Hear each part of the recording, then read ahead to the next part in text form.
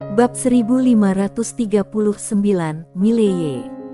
Mendengar apa yang dikatakan orang di dalam peti itu, menara kecil sedikit tidak percaya dan berkata, "Orang ini benar-benar memiliki motif tersembunyi." Sander terlihat sangat tenang, seolah-olah dia sama sekali tidak terkejut. Melihat ekspresi wajahnya Sander, menara kecil langsung bertanya, "Kamu sudah tahu hal ini sejak lama?" Sander menatap peti yang ada di kejauhan, tatapan matanya sangat serius, dan tersenyum tipis, seseorang yang bisa membuat trik dengan dua manusia kertas di depan pintu, apakah orang biasa? Lagi pula, tempat ini jelas disegel oleh seseorang, tapi dia berbohong kepadaku dan mengatakan bahwa dia dengan sukarela tinggal di sini untuk menyembuhkan lukanya. Lalu, orang ini terlalu baik. Ketika seseorang bersikap baik kepadamu tanpa alasan, jika dia bukan kerabatmu, maka dia pasti punya motif tersembunyi. Setelah hening sejenak, menara kecil berkata, "Sama seperti yang aku pikirkan, kita memang memiliki pemikiran yang sama." Sander sedikit terdiam. Orang itu masih tertawa terbahak-bahak, dan tawanya memperlihatkan semacam kegilaan dan kelegaan. Cahaya darah terus mengalir keluar dari tubuh Sander, lalu menerobos kehampaan dan menuju ke suatu tempat yang tidak diketahui. Pada saat itu, orang di dalam peti itu perlahan-lahan melayang ke udara. Kaki tangannya terkunci dengan rantai hitam. Ada segel yang kuat di gunung. Lalu, wajahnya mengerikan dan penuh dengan kebencian, seperti iblis. Suara tawanya sangat gila dan membuatnya tampak semakin menakutkan. Sander menatap orang yang melayang keluar dari peti, "Kamu pasti dewa aneh itu, kan?" Haha. Pria itu tertawa. "Harus diakui, kamu sangat pintar. Sejak datang hingga sekarang, kamu selalu waspada terhadapku dan tidak pernah lengah. Namun sayangnya, kamu masih tidak bisa menahan keserakahan yang terpendam dalam hatimu. Selama kamu tidak bisa menahan keserakahan ini dan melafalkan mantra, kamu pasti akan mati. Jika kamu melafalkan nama palsu, itu tidak akan berguna. Di hadapan kekuatan terkuat, segalanya tidak ada artinya." Sander berkata, "Itu nama ayahku." Haha. Dewa aneh tertawa terbahak-bahak lagi. "Kalau begitu kamu benar-benar anak yang baik. Kamu bahkan mencelakai ayahmu." Haha. Suara tawanya semakin keras, sebab setelah sekian tahun disegel, akhirnya seseorang datang. Walaupun harus menyerahkan tubuh fisik ini, hal itu sepadan jika dapat terbebas dari penderitaan ini. Terlebih lagi, pemuda di depannya memiliki fisik yang sangat baik dan garis keturunan yang istimewa. Jika melahapnya, dia akan dapat melarikan diri dalam waktu yang sangat singkat dan terlahir kembali.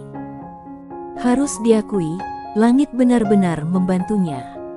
Memikirkan hal ini, suara tawanya menjadi lebih keras, dan seluruh dunia bawah mulai bergetar hebat.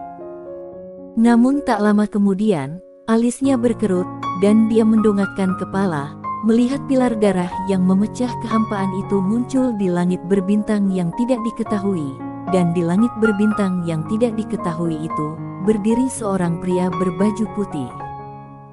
Pria berbaju putih itu menatap pilar darah yang mengalir deras ke arahnya, lalu menggelengkan kepalanya dan tersenyum. "Pemilik Penatao, jangan salahkanku. Dia yang menyerang lebih dulu. Aku hanya membela diri." Setelah berkata demikian, dia mengayunkan lengan bajunya dan cahaya pedang terbang keluar. Melihat pria berbaju putih itu menghunus pedangnya, dewa aneh itu langsung menyeringai, "Masih berjuang. Konyol sekali." Dia masih belum selesai berbicara, ekspresi wajahnya tiba-tiba berubah, karena di bawah tatapannya, pilar darah tiba-tiba pecah, kemudian sebuah pedang semakin membesar. Pepef. Tiba-tiba sebilah pedang melesat keluar dari bola matanya dan membuatnya berdiri diam di tempat. "Ah!" Dewa aneh itu berteriak, "Ah! Tidak mungkin, tidak mungkin." Dia tampak bingung dan kehilangan arah. Karena lawan tidak hanya menghancurkan penyembahan darah dengan mudah, juga membunuhnya dengan pedang melintasi area ruang dan waktu. Hal yang paling menakutkan adalah pedang lawannya mengabaikan segel misterius di sini dan menghancurkan tubuh sucinya dengan cepat. Serangan pedang ini langsung menghancurkan pemikirannya. Dewa aneh tiba-tiba menoleh ke arah Sander dan berkata dengan muka ketakutan, "Ayah. Ayahmu bukan berada di alam sentuhan sejati tingkat 7. Sander menganggukkan kepalanya, "Aku berbohong padamu." "Ah." Dewa aneh itu meraung, "Dasar brengsek. Beraninya kamu berbohong padaku, aku akan mengutukmu." Saat dia berbicara, darah tiba-tiba menyembur keluar dari mulutnya, dan darah itu langsung berubah menjadi jimat yang aneh. Dalam kondisi ini, jantung Sander tiba-tiba berdetak kencang, dan dia langsung berkata, "Ayahku ada di sini, bagaimana mungkin dia membiarkanmu menyakiti putranya sendiri?" Dewa aneh itu berteriak sembarangan, dan jimat darah itu terbang langsung ke arah Sander. Sander terkejut dan berbalik badan hendak lari, namun pada saat itu, cahaya pedang langsung menghantam dan seketika menghancurkan jimat darah itu. Sander segera menghela napas lega. Sial, untung saja ada ayah kandungnya. Ketika Dewa Aneh melihat kejadian ini, ekspresi wajahnya penuh ketidakpercayaan. Bagaimana mungkin? Sander tiba-tiba menatap langit berbintang. "Ayah, aku menginginkan jiwa orang ini, bukan kesadarannya." Perkataan macam apa ini? Suara Mileye menggema di langit. "Sebelumnya aku sudah mengatakan bahwa aku tidak akan berpartisipasi dalam pertikaian jalan Tao antara kamu dan pemilik pena Tao, harus menepati janji. Jika mengatakan tidak akan berpartisipasi, maka tidak akan berpartisipasi. Sedangkan orang ini, dia menyerangku terlebih dahulu. Aku membunuhnya untuk membela diri, tidak ada hubungannya denganmu. Apakah kamu mengerti?" Setelah berkata demikian, tiba-tiba seberkas cahaya pedang menusuk ke kening sang Dewa Aneh. Boom! Dalam sekejap, kesadaran Dewa Aneh itu musnah, hanya menyisakan jiwa yang tidak ada kesadaran. Sander sedikit kaget. Cahaya pedang menghilang dan situasi dengan damai. Di dalam ujung langit berbintang, Mile menoleh kepalanya dan melihat dalam reruntuhan kuno. Di sana juga ada sepasang mata emas yang sedang menatapnya. Mile tersenyum dan berkata, "Ini anakku.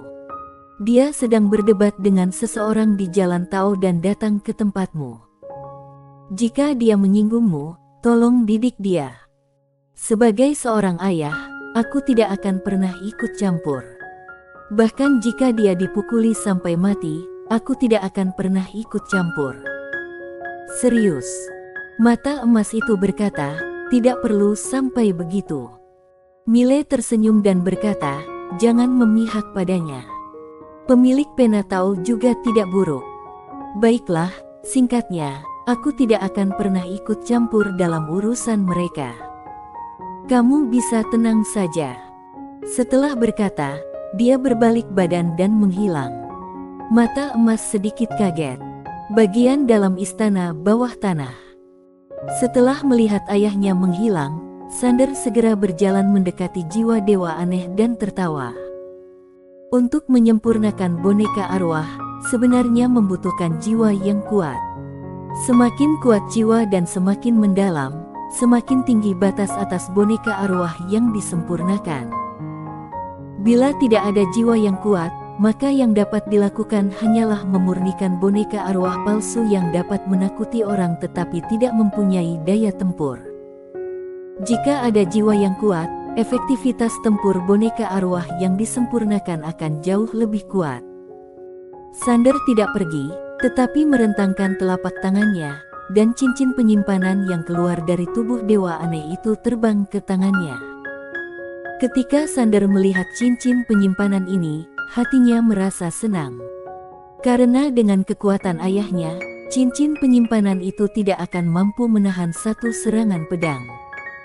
Cincin penyimpanan itu jelas merupakan mendapatkan perlindungan dari ayahnya.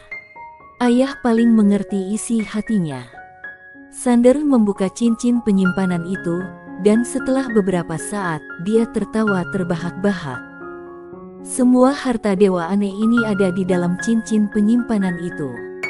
Di dalam cincin penyimpanan itu terdapat lebih dari 130 benda ilahi tingkat senjata Xian. Tidak hanya itu, juga ada senjata kaisar. Sander merentangkan kedua telapak tangannya, dan sebuah jimat berwarna merah darah muncul di tangannya. Jimat ini adalah senjata Tao yang disembunyikan di dalam kotak oleh dewa aneh itu, jelas-jelas sangat menghargainya. Sambil memegang jimat itu, Sander memasang ekspresi wajah serius, karena dia merasakan firasat yang sangat berbahaya. Dia tahu jika energi Xuan itu mengalir masuk, dia pasti bisa mengaktifkan jimat itu, tetapi firasatnya mengatakan untuk tidak melakukan itu. Senjata Tao. Benda ilahi setingkat ini jelas bukan sesuatu yang dapat dia kendalikan saat ini. Sander menyimpan jimat itu. Dia juga menemukan ratusan ribu kristal spiritual sejati di cincin penyimpanan dewa aneh ini. Selain itu, ada beberapa jimat lain-lain, beberapa di antaranya setingkat senjata Xian. Juga ada ramuan mujarab. Dia telah menemukan beberapa di antaranya. Pada tingkatan mereka, efek ramuan sangatlah kecil, tetapi ramuan yang bisa dibawa oleh dewa aneh jelas bukan ramuan biasa. Tentu saja dia tidak berani memakannya sembarangan. Dia harus kembali dan mempelajarinya terlebih dahulu. Selain ramuan ajaib, ada juga beberapa buku sihir tentang alkimia. Dewa aneh ini tidak hanya dapat membuat jimat, tetapi juga membuat obat. Sander tidak segera meninggalkan aula, tetapi duduk dan mulai memurnikan boneka arwah. Dia ingin melihat sampai sejauh mana boneka arwah yang dimurnikan oleh jiwa dewa aneh ini dapat menjangkaunya. Karena kesadaran dewa aneh itu telah terhapus, mudah bagi Sander untuk memurnikannya. Namun, konsumsi kristal spiritual sejati terlalu besar. Dalam waktu kurang dari 15 menit, dia telah menghabiskan lebih dari 10.000 kristal spiritual sejati. Hal ini membuatnya merasa tertekan karena kristal spiritual sejati paling berharga di dunia ini. Tidak ada cara lain, Sander hanya bisa terus berlatih. Tak lama kemudian, seorang manusia kertas muncul di depannya. Di dalam manusia kertas itu terdapat jiwanya dewa aneh. Tetapi, belum diaktifkan. Sander menunjuk dan setetes darah mengalir ke alis manusia kertas itu. Boom! Dalam sekejap, manusia kertas itu tiba-tiba membuka matanya, dan aura mengerikan muncul dari pemandangan itu. Alam sentuhan sejati tingkat 7. Ekspresi wajah Sander tiba-tiba menjadi masam. Kok baru mencapai tingkat ke-6? Itu tidak masuk akal. Dewa aneh itu begitu kuat, mengapa boneka arwah ini begitu lemah? Dia terus membaca buku teknik boneka arwah, dan setelah beberapa saat dia mengerti. Ada batasan tingkatan boneka arwah yang diciptakan melalui teknik boneka arwah tidak boleh melampaui tingkatan alam tuannya terlalu jauh, karena hal tersebut merupakan suatu keterbatasan. Jika melebihi batas tersebut, boneka arwah dapat lepas dari kendali sang tuan. Sander tidak mau pusing lagi, karena asalkan kekuatannya meningkat, kekuatan boneka arwah ini juga akan meningkat pesat. Misalnya, jika kekuatan tempurnya dapat mencapai alam sentuhan sejati tingkat 7, maka boneka arwah ini akan mampu mencapai alam sentuhan sejati tingkat 9. Selain itu, kekuatan tempurnya jauh melampaui alam sentuhan sejati tingkat 9 yang berada pada level yang sama. Karena jiwa yang ada di dalam boneka arwah ini adalah sosok hebat di perbatasan dunia maya nyata. Sander tidak meninggalkan aula. Dia duduk lagi dan menyempurnakan manusia kertas. Namun kali ini manusia kertas itu palsu, hanya memiliki aura dewa aneh, namun tidak memiliki kekuatan bertarung. Selain itu, Sander juga mengendalikan manusia kertas di luar melalui teknik boneka arwah. Boneka arwah yang diciptakan sendiri diberi nama Dewa Aneh dan yang di pintu diberi nama Dewa Aneh No. 2. Hasil yang luar biasa. Sander mengemasi semua barangnya dan meninggalkan aula. Dia bergegas kembali ke desa secepat mungkin. Sekarang dia memiliki 2 boneka arwah alam sentuhan sejati tingkat 7 di tangannya. Dia belum mencapai tingkat tak terkalahkan, tetapi dia pasti memiliki kemampuan untuk membunuh pemilik pena Tao. Bunuh dulu pemilik pena Tao. Sander segera bergegas kembali ke desa. Bersambung.